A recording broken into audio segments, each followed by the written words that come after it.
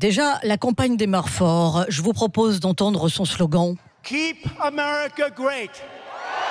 Maintenir l'Amérique au sommet, voilà le programme. Et quel président sortant à la tête d'un pays peut afficher une croissance de 3,2%, un taux de chômage au plus bas depuis 50 ans à 3,6%, 5 millions d'emplois créés, notamment dans le milieu ouvrier qui vote Trump.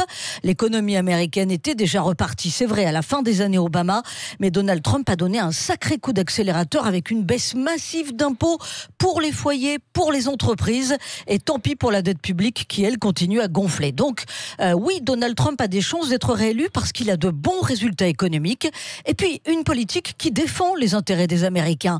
Juste avant le lancement hier de sa campagne, qu'a fait Donald Trump ?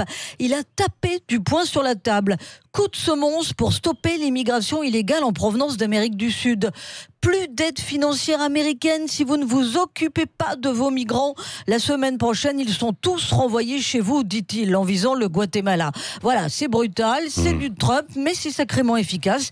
Il a menacé de la même façon le Mexique, souvenez-vous, qui depuis déploie 6 000 hommes à la frontière avec le Guatemala pour freiner l'immigration illégale vers les États-Unis. Oui, Donald Trump traîne quand même quelques scandales. Son parti a perdu les élections de mi-mandat aussi. Les Américains, est-ce qu'ils s'habituent à ces outrances ou pas ? Quels adversaires va-t-il avoir aussi sur sa route ? Eh bien, pour l'instant, il n'a aucun adversaire. Chez les Républicains, il a une base électorale solide. D'ailleurs, les sondages ne sont pas bons sur l'ensemble des Américains, mais sur les Républicains, il a de très très bons sondages. Personne n'ose l'affronter dans son camp. En janvier, la direction des Républicains a même prêté allégeance aux milliardaires. Alors, chez les démocrates, pour l'instant, c'est la débandade. Ils sont 23 à vouloir concourir, mais personne ne semble avoir les épaules pour rivaliser avec Donald Trump. Et les démocrates, d'ailleurs, semblent dépassés. Le prochain match de la présidentielle, comme en 2016, Patrick, va se jouer sur les réseaux sociaux. Eh bien, l'équipe de campagne de Donald Trump aurait déjà investi plus de 15 millions de dollars dans de la publicité sur Internet en visant son électorat. Trump, lui, de toute façon, est toujours en campagne. Oui, c'est ça. Et qu'est-ce qui deviendrait irréversible si Donald Trump était réélu l'année prochaine ? Alors, sans doute une guerre commerciale très dure avec la Chine, ça a déjà commencé. Malheureusement, rien de bon pour le climat.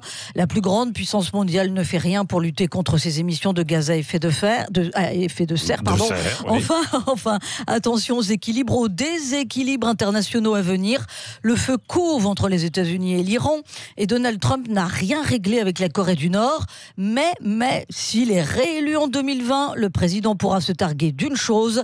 Les Américains veulent de sa politique et son élection en 2016 n'était pas une erreur. Oui, qu'est-ce que ça donne du côté des réseaux sociaux alors ? Est-ce que Trump est bon président ou pas ? Eh bien, pour l'instant, c'est oui à 58% avec à 58% avec un commentaire qui illustre bien un petit peu ce que pense bon nombre des auditeurs de Sud Radio. Il incarne une forme de liberté par rapport au système. Oui.